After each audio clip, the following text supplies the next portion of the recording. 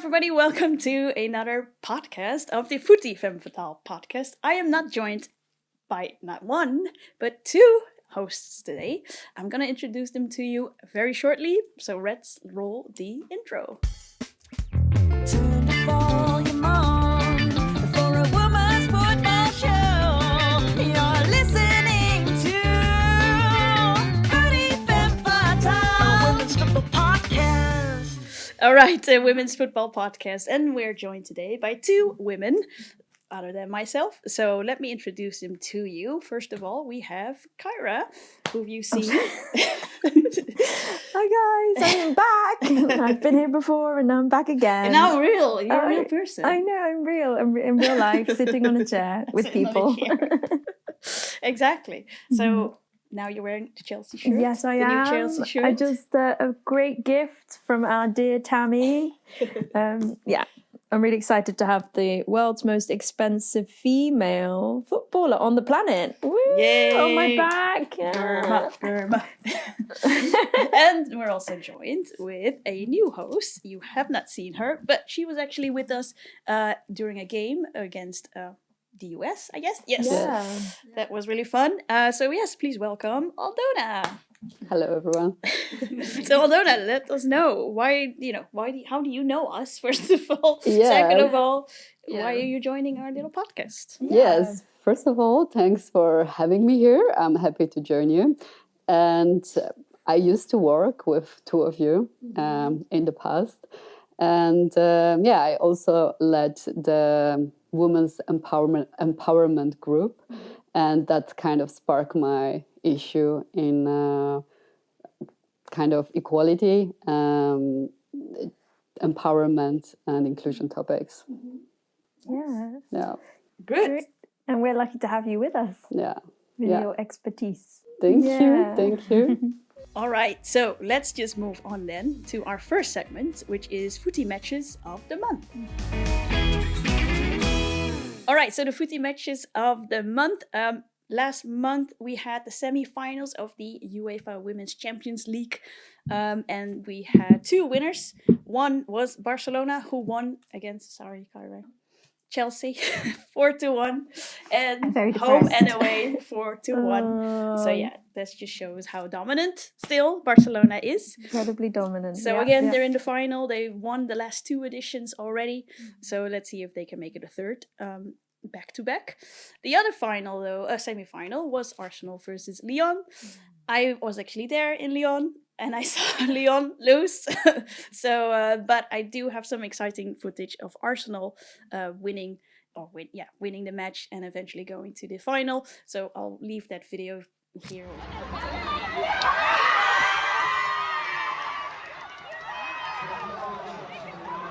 There, I don't know, somewhere in this video where you can see the players exploding of joy that they made it to the final. So yeah, that's why we have our Arsenal and Lyon shirt. Arsenal and Barcelona shirt over there. Actually, there's a lot of end of the season recaps that I want to mention, but that's gonna be a whole other podcast.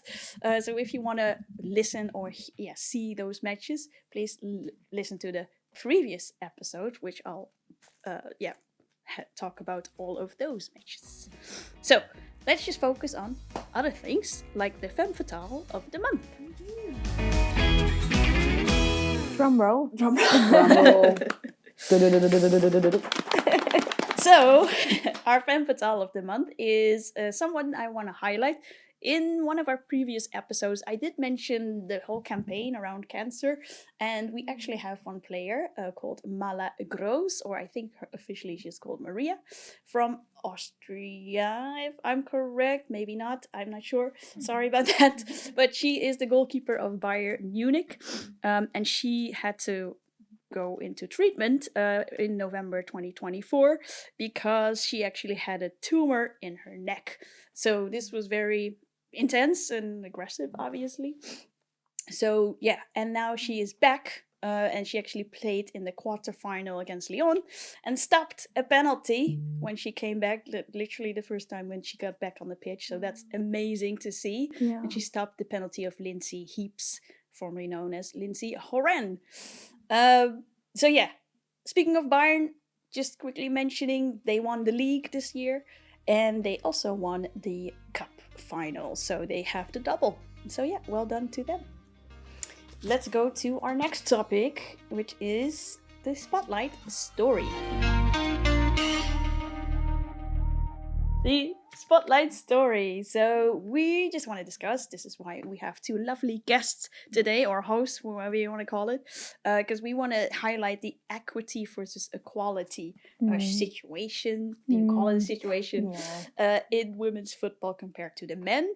So first of all, before we dive into that, what is equity and what is equality? So I had to look this up, but here we go. So equity, or do I start with equality? I'm not sure. So equality, here we go, is if everyone has the same resources and opportunities. So that's equality, like everyone is the same. But then equity is when you recognize that people have different circumstances and they allocate the exact resources / opportunities to reach an equal outcome. So in normal terms, you're the native speaker. So in normal terms,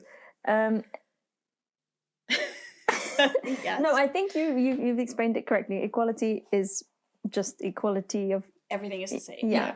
Everything is. And equity would relate more to finance as well. That's a large factor of it. Yeah. I So believe. just recognizing Yeah. the different circumstances. Yeah. So when we look at men's versus women's football, we think about salary is the biggest one, obviously. But facilities also. The fact that not all leagues have the VAR, which is a weird thing, right?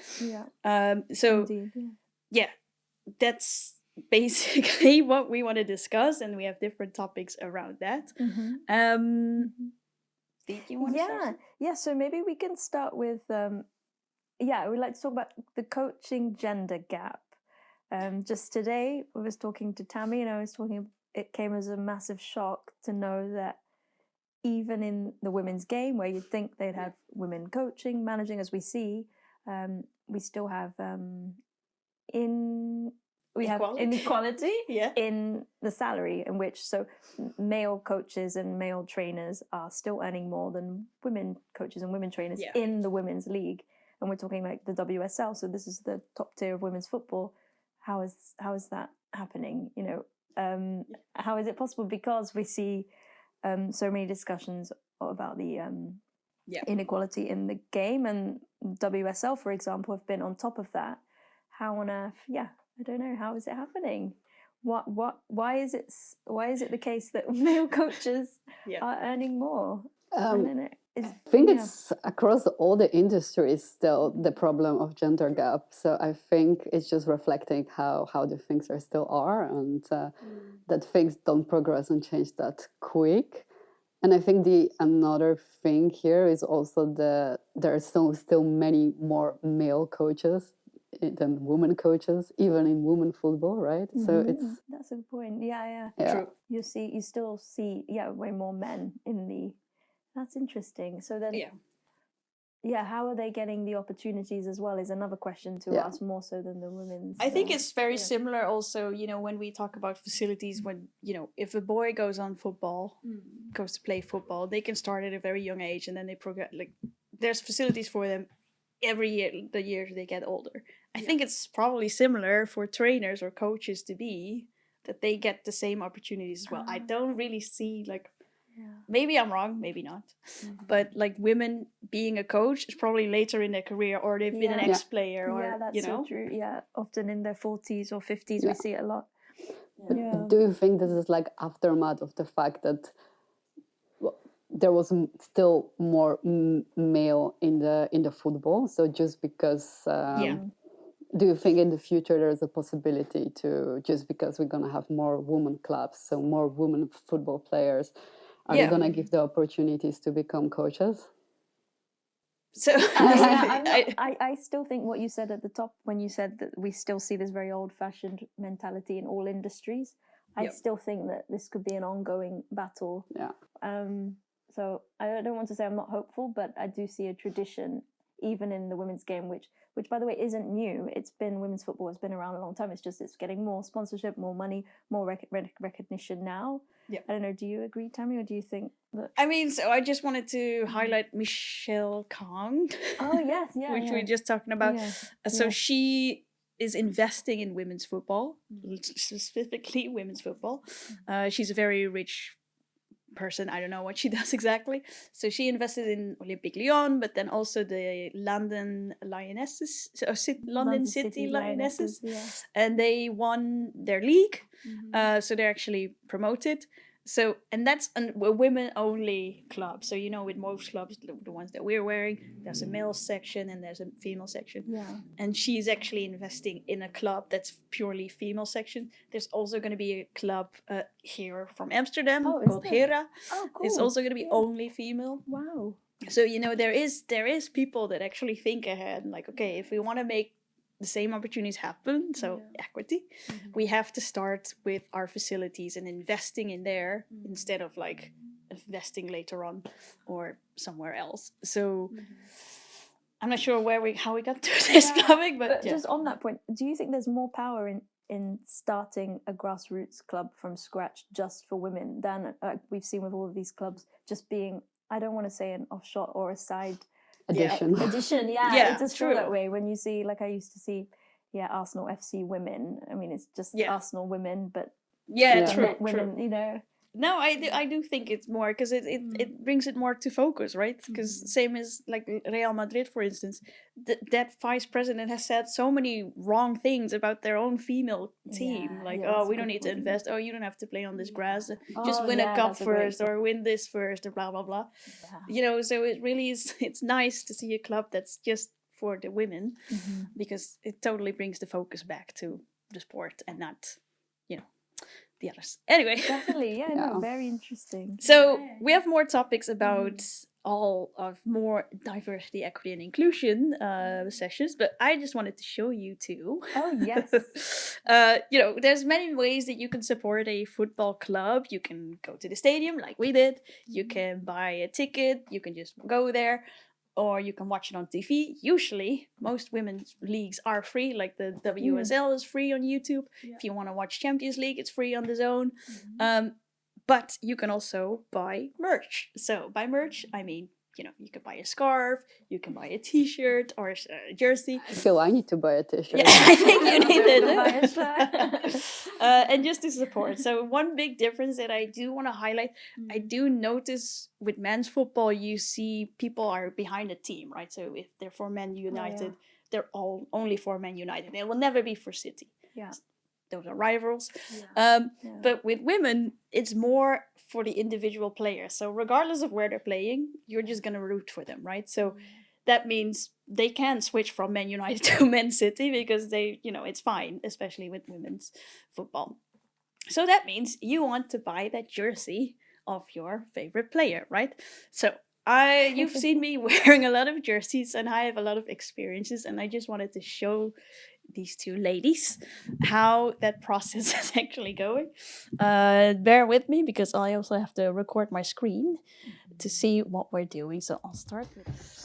Hello, Tammy from the future here doing the editing of this podcast. I just realized if you're actually listening to this as a podcast, this section might not be as useful as you think. So you have to look at the video either in Spotify itself or on YouTube, because then you can see what the websites are that we're looking at. So enjoy. We're doing. So I'll start with the beautiful KNVB.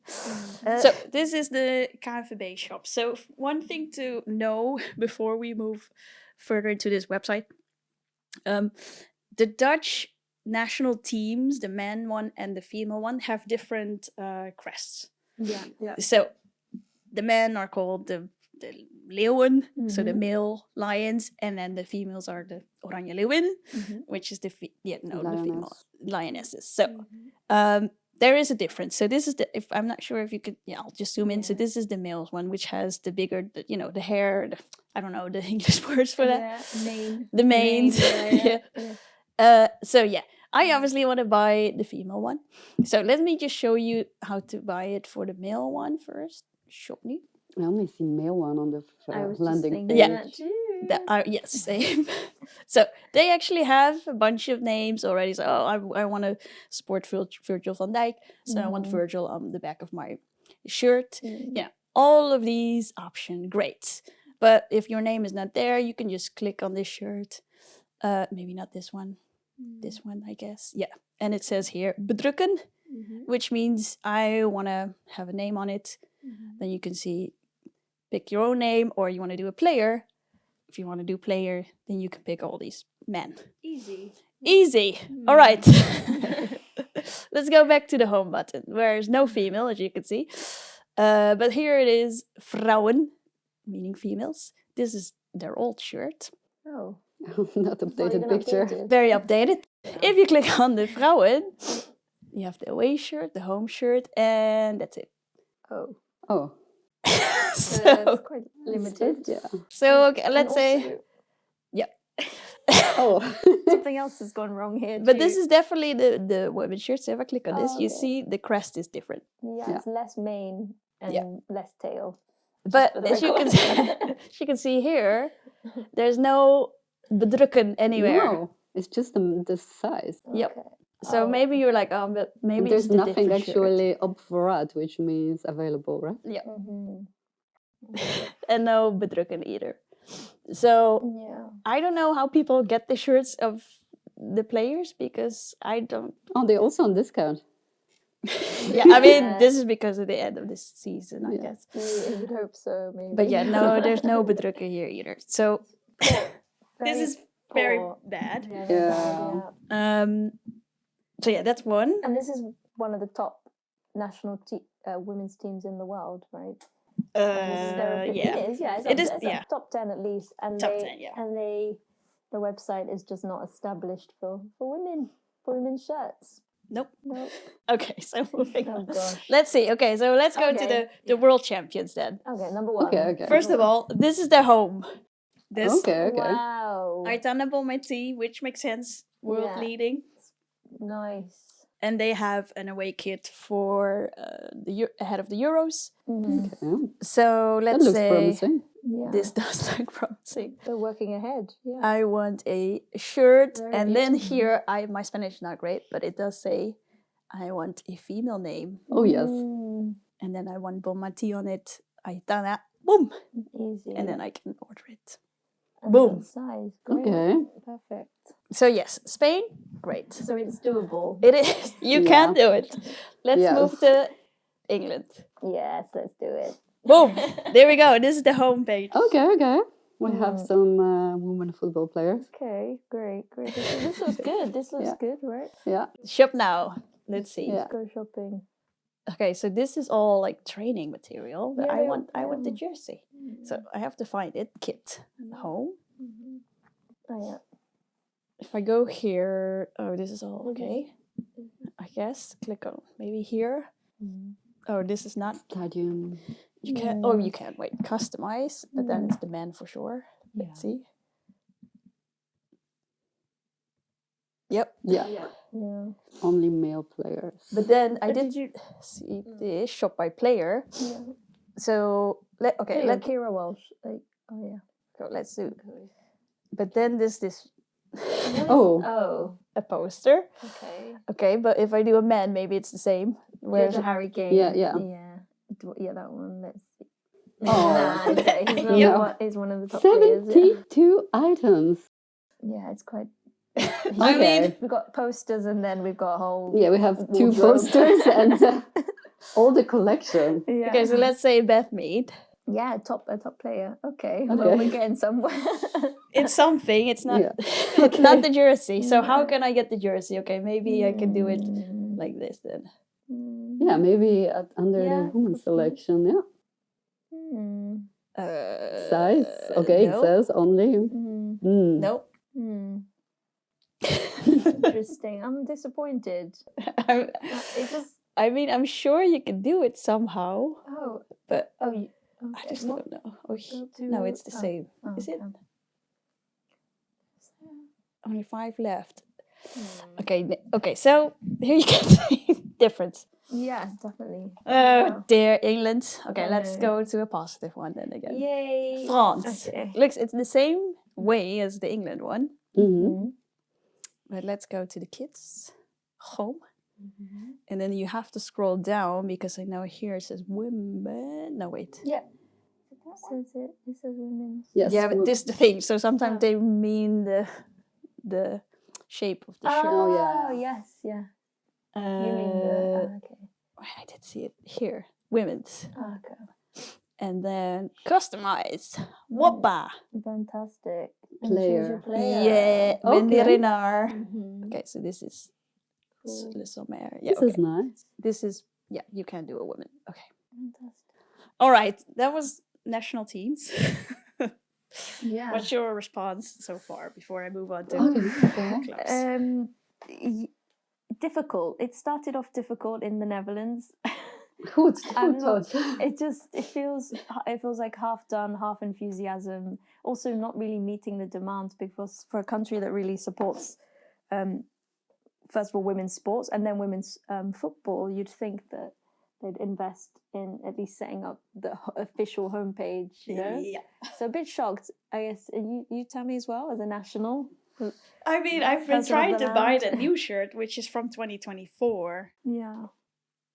And I just can't. I'm like, no, I want a name on it. I just don't know how to do it. Yeah. So it's still, you can do it. You can do your own name and type it in. But then I get the men's crest. So it's like, what? What's the point of having two then, if you cannot even make like your own merch? Yeah. Right. Yeah, exactly. Why set the website up like that, or have two teams if it's not done? Yeah. I'm curious if the women's team have seen this and what they and their family members think about it. Exactly. You like know? I can imagine there are more people that would like to have one like shirt like that.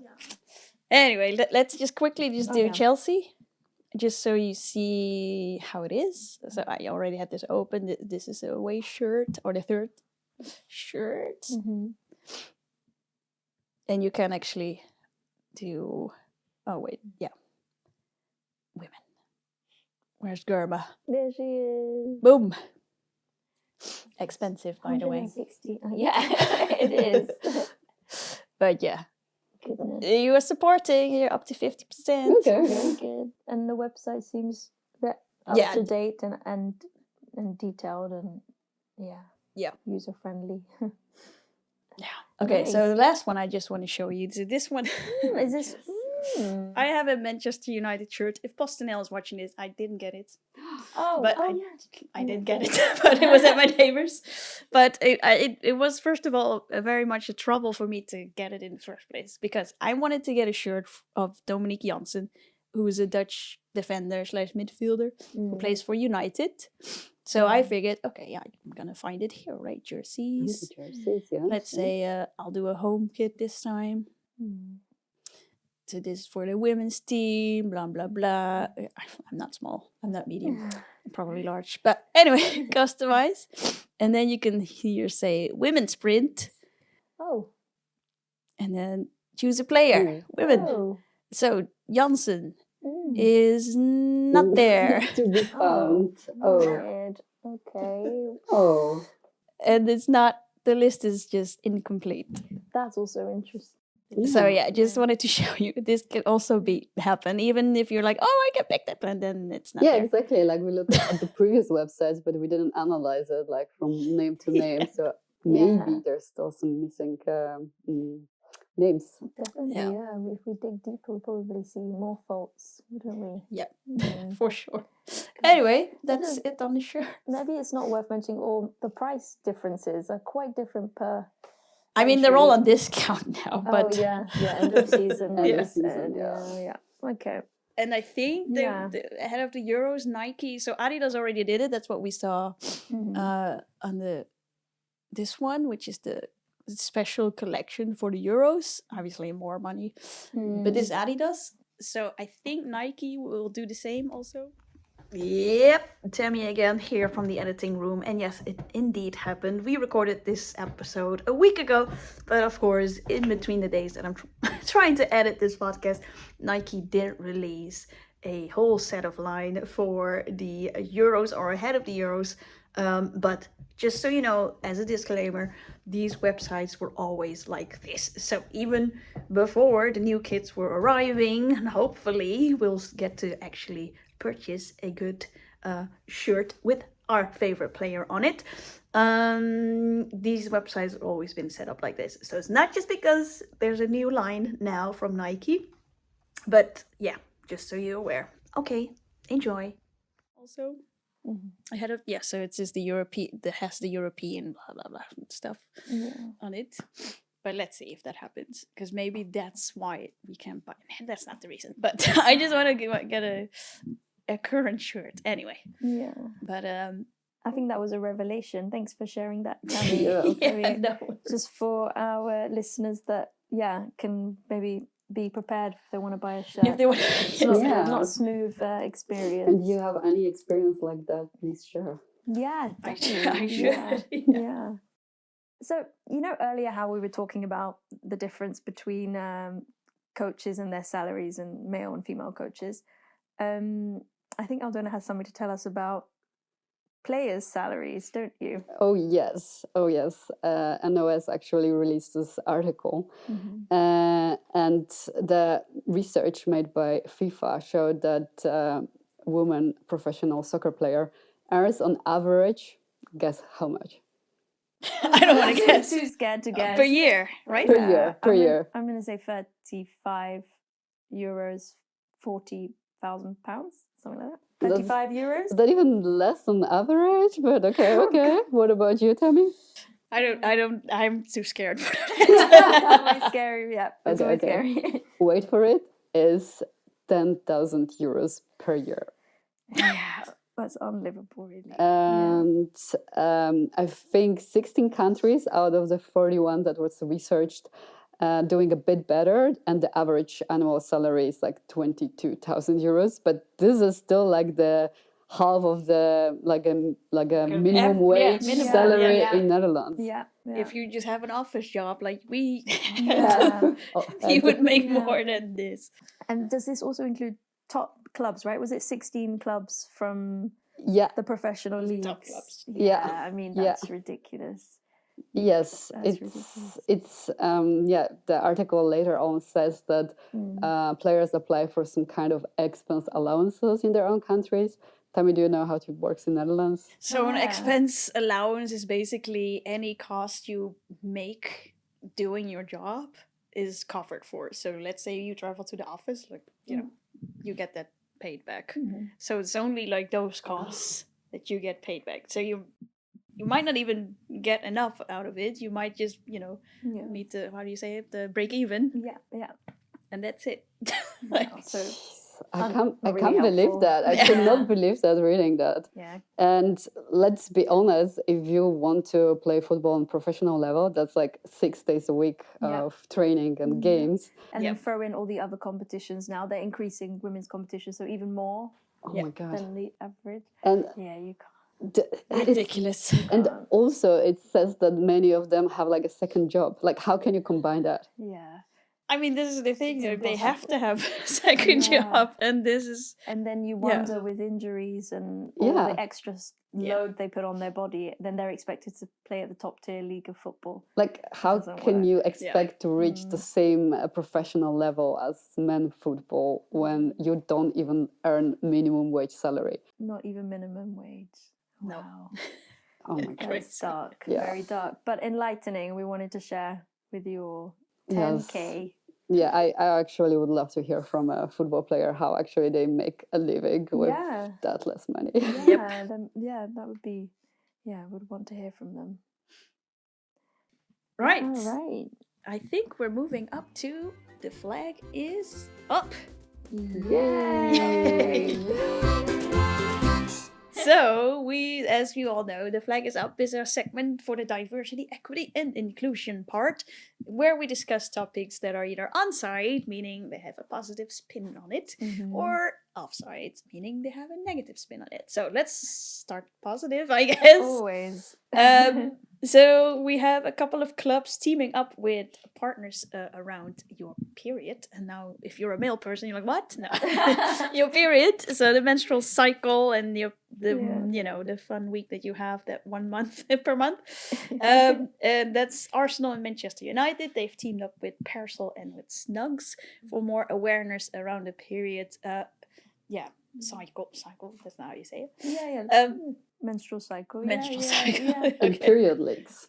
Yes. Let's call it period leaks. Yeah. Good shout. And to destigmatize it is very important, I think, because I clap to this. Yeah. I mean, I think in the past there was some movements are changing the color of like women football shorts to darker. I think Manchester United did that. True. I think that was a good move. I think also welcomed by a lot of players, but I think making destigmatized period leaks, I think it's even a better move, because indeed, like all the other injuries, blood injuries on your legs, on your arms, are really welcome, and they're a sign of the sign of your brewery. Sorry, I used the wrong word, but just like it shows your courage and your dedication. But the woman of the menstruation on your clothing, till up to date, I think was a sign of shame. And it's great to change that. Definitely, yeah. It's also showing what you are currently dealing with. And, and it's part of you.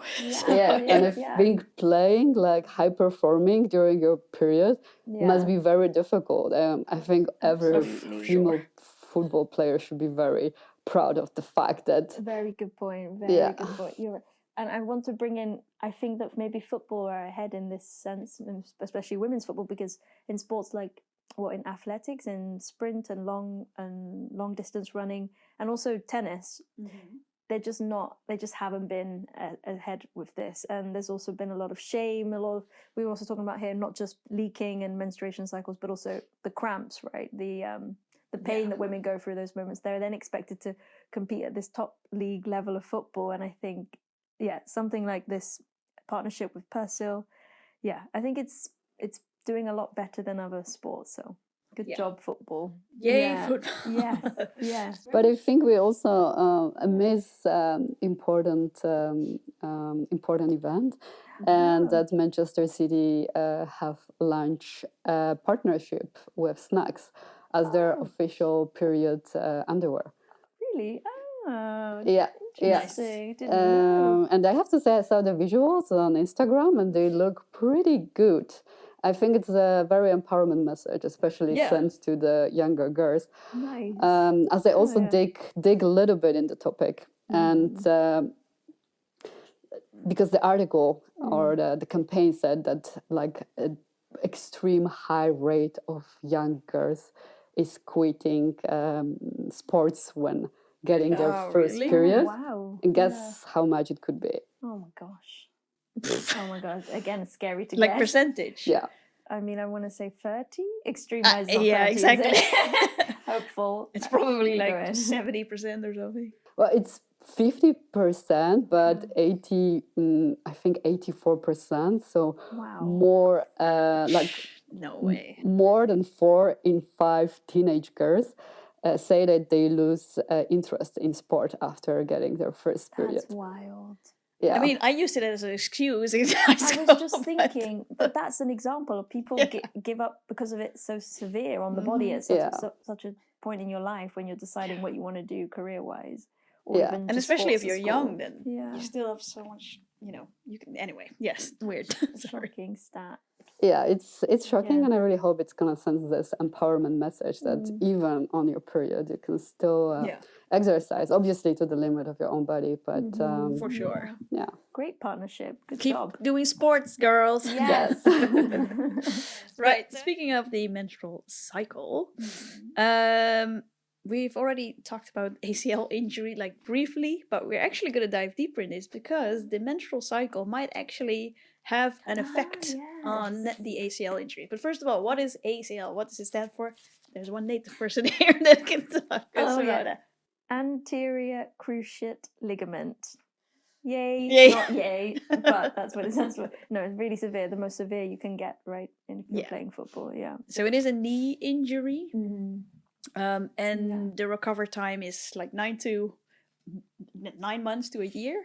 So there's a lot of top players that suffered from this, and some of them even have come out and said, I was on my period when this happened. Oh wow. There's a whole nice little documentary called Step by Step on YouTube that you can watch, where we look at Beth Mead and Vivian Miedema, who tore their ACL almost at the same time.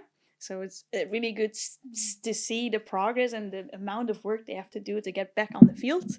But now FIFA has finally acknowledged this, and they said we're going to do a 1-year-long study to see if the menstrual cycle is impacting an ACL injury. Yeah, so I think it's great, and I think it's actually because you see this trend of like matching your exercises to your menstrual cycle. Yeah. So I think it's great that there's more research put into that. And now in the relations to injury, this is great. But I hope also the training schemes will be much more personalized to your menstrual cycle, because in the men football you see that there's so much pressure put on their nutrition, on relax, on the right quality of the sleep. Usage of your of your power during the day and training days. I think we should also start looking at menstrual cycle and how can we match the exercise rhythm to it. And make the female players perform the best during the matches. Good point. That's really good. Nice. We're moving on to another on-site thing. This is a guy, Ian Wright. He's he's on the on-side, but it's been a bit on the off-side. So he's like on and off. This is why he's kind of in the middle, let's say. So who is Ian Wright? Ian Wright, such a soft spot for him. So he's a legendary ex-Arsenal player. He played in the 90s. He played with Dennis Bergkamp, famous Dutch. Dennis Bergkamp, famous Dutch footballer. He's loved in the UK and mostly England because that's where he played all his football. But even more so since he's retired, he's like 60 now, because he's been sort of the face and sponsor for women's football in England primarily, and he just goes out of his way to support women, and whether it's presenters or coaches or the clubs, he's at all the matches, he brings his family, his social media is just all, and you'd think that he'd spend the rest of his career, of course, talking about his career and the men's game, but he knows that's already reached a level of height that's done, really. It's only ever going to be great.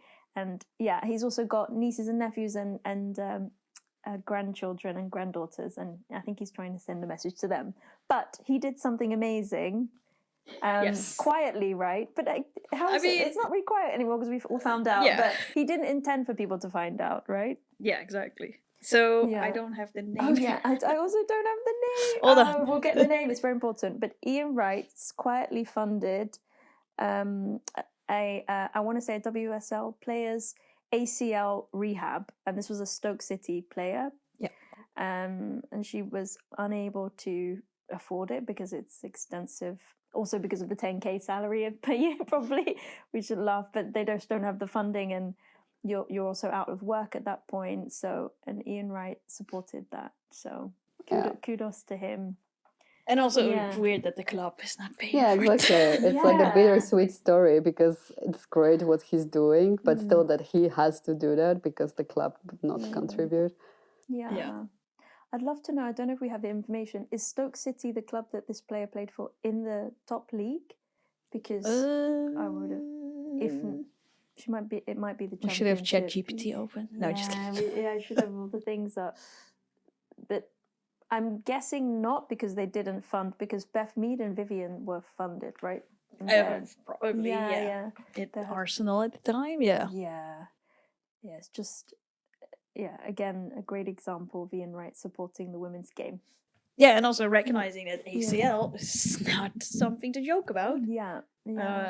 So he is an advocate, but there was some backlash recently. Yes, there was. Okay, so quite controversial. So as I said, Ian Wright he's loved, he's a national treasure, but so there's Eni Aluko, who's also an ex female Arsenal player from the 90s, who was the first female football presenter on ITV, which is a big broadcast channel in the UK.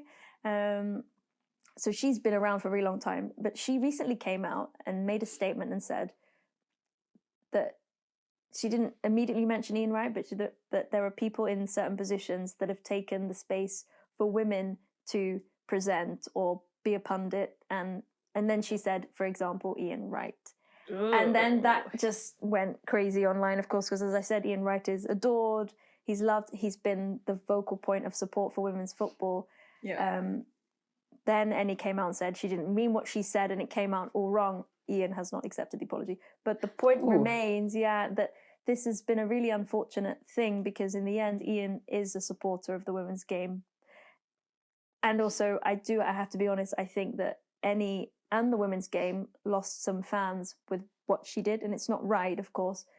But this is the sort of battle you play with the women's and men's game. You have someone that is supporting you. But yeah, I don't know what you guys think on that. I mean, are men supporters taking up the space of women pundits and presenters, you know? I mean, there's always this like, you can't do right for it with everyone, first of all. So yeah. Probably for her point of view, yes, he is. But then at the same time, he fought for that place to be there, to be a seat at the table, right? Good point. Yeah. So yeah, good point.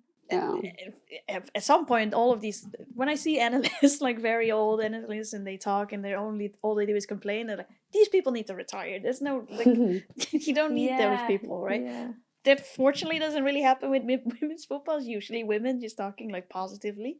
So that's great. But, and yeah, I think for her, she could have probably framed it a bit better and not mention him as an example. Agreed, yeah. But yeah. It is what it is.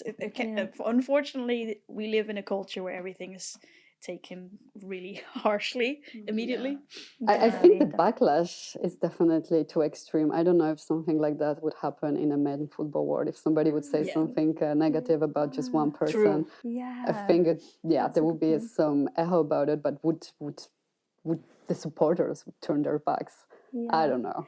That's a really good point. Do you think then that's an extra layer because he was in the men's game and he is this icon of men's football, that now women's football is sort of attacked because I think that the backlash just because of one player is just disappropriate. That's interesting. And I think to another layer to that point, if the listeners want to Google, Annie Aluko has also been in the news for other issues with another former a terrible person, I will say his name, Joey Barton, who is just very anti-women in football, full stop. So I would suggest that you research what he says. But him and Annie have had a long battle and discussion on this, and he is absolutely said some awful things that she shouldn't be commenting or punditing or anything like that. So I do think maybe Annie feels like she needs to defend because she has been being attacked for a while. But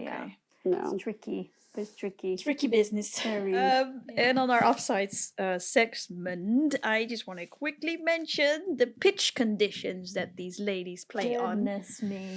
So there was the one in the quarterfinal of the Champions League. So the top of when we talk about women's football. Real Madrid versus Arsenal. Real Madrid did not play in the Bernabeu. That one, the fancy one. They played on some other side hustle pitch against Arsenal. Arsenal actually complained about the pitch also because it was also raining, which made the pitch even more horrible. We'll put a little picture in the frame here so you can see how bad. Awful. It looks awful. I cannot imagine. How can you broadcast something like that? It's like exactly. Big mud. Exactly. And terrible. Someone even commented on Instagram. Guess who it was? You right? Yeah. Of course, it was Arsenal. He was watching. But yeah, he was saying stuff like, "This is an outrage. This is." disrespectful. We shouldn't be letting these girls play on these fields. So yeah, that was one. And then literally a few days later, there was the League Cup final in England. Chelsea versus Man City. That was actually the first match out of the 4 matches they did all after each other, where Chelsea won. And that pitch was also horrendous. Go Chelsea. Oh. Do you remember? I don't know if you know the name of it. Wasn't obviously. It was Stamford the Pride Bridge. Park. Oh, it's Pride Park. So that's. I think. Okay. I'll fact check. But yes, that's interesting because that's the men's derby. That's a top championship team, but that means the stadium, the pitch isn't good enough. So yeah, and then there's actually a whole study about maybe, or some medical people are saying maybe there should be different pitches for women to reduce the risk of injury. Wow, this is wow. Yeah, this is kind of interesting topic. Yeah. So we're really starting to look at the women's physique, injuries, menstruation. Yeah. Why is it they're getting more of the ACLs and and facilities needs. Mm-hmm. Yeah, even shoes. I'm not sure. I need to fact check this, but this is only in recent years that they discovered that women's feet are different than men's feet. Oh, well, we could have done Oh, no brainer. Yeah, exactly. Oh my gosh. So now they actually made the football shoes for women. There was no football shoes for women before. Oh gosh. I mean, I have to fact check this. don't quote me on it. But it's not as long ago as you think it was. Crazy because when you enter every page of every sports brand, there's clear division always, female and male kind of sports shoes, sneakers. Yeah. I just think they didn't advance it because I guess maybe the women's game. Well, it wasn't at the league that it's at now, the level that it's at now, and maybe now they're like, oh, maybe they do need certain sort of shape type shoes for women. And also probably the demand, if there was not much customers for them to buy the shoes, why bother to produce? It is a cycle, isn't it? It costs so much money to make different pairs. Yeah. So break the cycle, buy the shoes, even if you don't play football. Okay, so last point in our offside section. This is very recent also and very negative for the LGBTQ plus community, unfortunately. There's a transgender ban, which started with the Scottish Federation Football Association. They basically said, we're going to ban transgender athletes from our field. So they're not allowed to play in these matches anymore. And then literally a week later, the FA, so the Football Association, with the main association of football in the UK. Did the same thing. So shocking. So remind me, 30 athletes are infected. Are impacted by this. So why? Why? No words. Thursday. Yeah. Talk about targeting a minority for no reason. It's just. Yeah, again, left speechless. I think it's a very sad thing. I think for an association that holds themselves up with all the equality, all the parades, I'd like to call it now, and then to go ahead and do this, it's really shocking. And I don't know. I know it's fresh, but I wonder why more people aren't talking about it. I know we had the Dutch player that... Yes. You were going to mention So Kirsten Kasperij, she actually, when the Scottish Football Association announced that, she had a transgender flag wristband, and she actually scored a goal. She's a defender, so the odds of that happening was minimal, but she did. And then she actually immediately kissed the wristband saying, I'm with you, this is beyond football. Basically, that's what she was saying. This is an issue for everyone, not only in football. And then still the FA did it a few days later. So very interesting turn around there. Yeah. Do you think that marks some kind of end of the DEI policies in the clubs in Europe? No, I mean, I can talk, for example, you mean also regarding to America, right, a little bit, and what's going on. Yeah, I feel you. I think, at least with Chelsea, they have American ownership, right? I think Todd Boehly is the owner. I haven't seen anything so far, but I think this is more coming out of Scotland, oh my God, what was it called? The Supreme Court decision, which has had ramifications in everything now, also in... safeguarding other areas, so not just sport. So I just think this is the trickle-down effect, and I think we're going to see it more. I think it's devastating to see that the FA followed up and said this. So do you think it's something we should keep an eye on going forward? I mean, I'm just curious to see how this is going to develop What in else? other countries, or is it not, or are Yeah. people going to resent it, which I hope they do. But that's a good point, because the FA is considered up there as ones to follow. Now, what will we see in, God forbid, Saudi Arabian women's football? They have a team. Yeah. That's just sort of begun, but then they see this. I mean, yeah. Fingers crossed. And it's not even, we're not even talking about hundreds of people. No, it's that's literally the 30 craziest people in thing. there that are now cannot Yeah. play anymore. It's anyway. Yeah, I'm just afraid that just because the number are not that big, they're just not. There will be enough support to support this group, and this is what scares me. Yeah. That's a good point. Yeah, that is scary. We'll see. Okay, that was very depressing, Yeah. but that was the offside side of the flag is up, which Mm-hmm. brings us to our final segment, which is the off-pitch antics. All right, so the off-pitch antics. I only have a few things, like manager updates. Or actually, I actually have 3, but I don't know if I know this guy's name by heart.